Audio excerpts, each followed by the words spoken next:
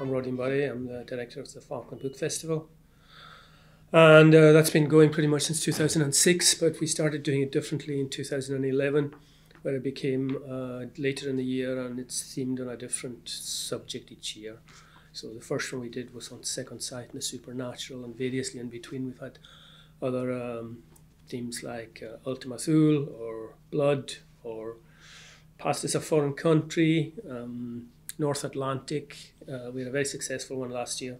It's all about islands and was the first proper festival since the pandemic.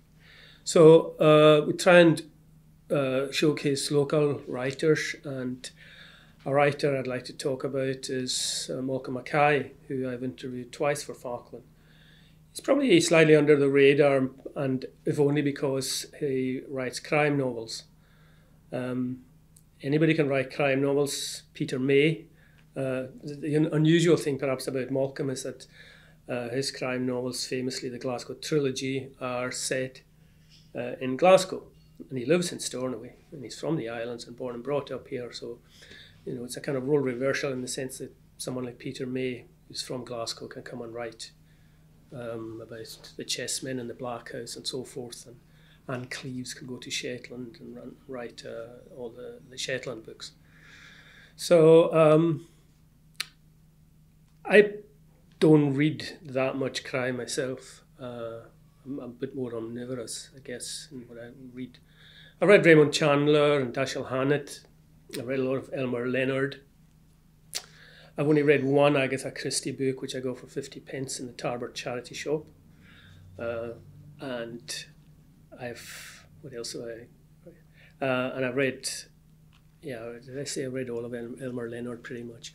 And I've read all of Malcolm's books. I was intrigued because I'd never heard of him, and there he was up for a major award with his debut, which is called The Necessary Death of Lewis Winter.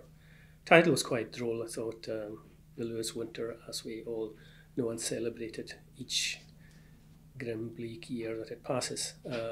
Lewis Winter is a minor character in the book, and his books in the Glasgow trilogy are all about the criminal underworld in Glasgow, the kind of ecosystem of them, where Lewis Winter, who is also, his name is on the book cover, he's a very minor character, a bottom feeder, if you like, various personnel, whether drug dealers right up to entire organisation bosses. There's little clues as to why that give away, I guess, Malcolm being from Lewis. In fact, that there are quite a lot of names. There are two gunmen in the books. One called Frank MacLeod. Frank isn't that common a name here, but it's certainly made up for in the preponderance of MacLeods. Another is called Callum MacLean. One is older, Frank, and Callum is the up and coming one. And it's the whole tribes of what is going on in that. The Glasgow that he writes about, in a way, it's quite a generic Glasgow. It's not, you don't get names of streets, you don't get the names of pubs, you don't get anything like you have in the Rebus novels by Ian Rankin of, like Rebus drinks in the Oxford bar. I think they even put a plaque up in the Oxford bar, or Sherlock Holmes being at 221 Baker Street. This is just the kind of theatre, and it's all very, very gritty. The style is very fast, it's very staccato, it's economical. There isn't a lot of room for descriptions. Everyone seems to be on edge. There's a long list of characters. There's somewhere, and it's quite interesting, like at the beginning of a play, a book of plays, you would have a list of the dramatists personae, the roles that are being played. And similar in Malcolm's books, where you get a thumbnail in the Glasgow trilogy. There's between 40 and 50 people, all given names and who they are. Kind of wee things like, Callum MacLean, who is a kind of anti-hero of the book. A young gunman, a big talent. He killed Lewis Winter and he killed Glenn Davidson, did a good job. All it got him was deeper into an organisation that he wants no part of. Peter Jameson, a growing empire but is under attack.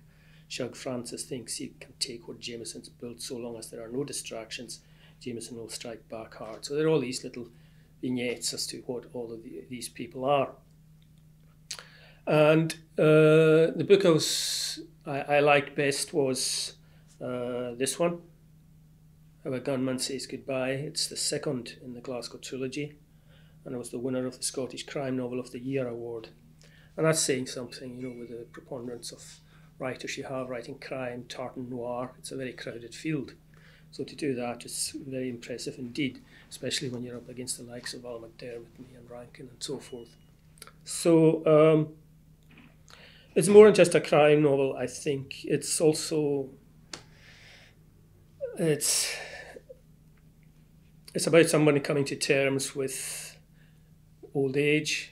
That gunman Frank MacLeod is back from an operation. He's very close with Peter Jameson, who's the head of the organisation. They have a close personal connection, but business is business, and if he can't do the job, and this is the most specialised job of them all, which is being a hitman and being, you know, where to acquire the weapons, where to how to do it out as anonymously as possible. They're almost kind of shadow figures. And at the heart of this book is Frank coming back and a botched job, which then forces the organisation to think as to whether he's up to it anymore, and personal decisions having to be made. Frank is, you know, specialist. It's an absolutely bespoke job, a job that you live, and you have to be a unique individual to do this.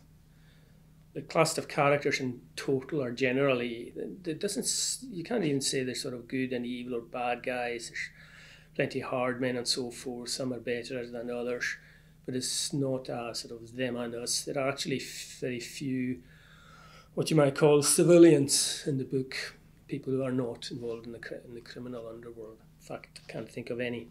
But it comes down to a sort of denouement, you know, where it's a push comes to shove for Peter Jameson, the head of the organisation, as to where he has to stick with Frank, stick or twist, or whether he has to move on, and the hard decision that's going to be a black and white decision, maybe a bit nuanced between the professional right thing to do, the necessary things to do for the business, or for him to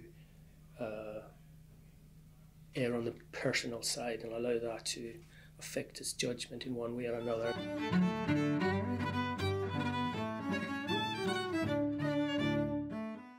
Okay, so I'm going to read a small extract from the book, and it's when Frank and Jameson meet. It's crunch time, I guess, for what they're going to do. I want to know what you're thinking, Jameson's saying. I want to know what you'd like to do with yourself. What are your plans? You can't say it any more bluntly than that. He was never going to come straight out and ask him. Frank has to tell him. He has to share the information willingly.